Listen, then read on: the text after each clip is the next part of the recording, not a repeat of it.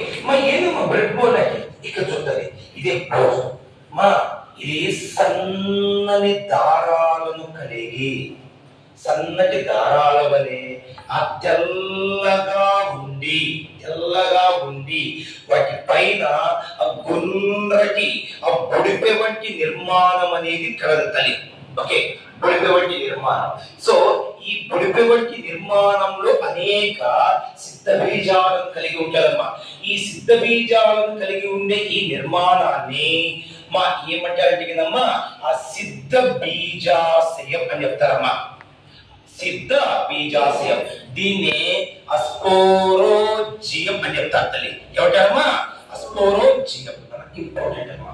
చూడాలి, తెల్లగా సన్నగా పొడవుగా ఉండి వాటి పైన మా తల భాగంలో కొందటి బొడిపె వంటి నిర్మాణం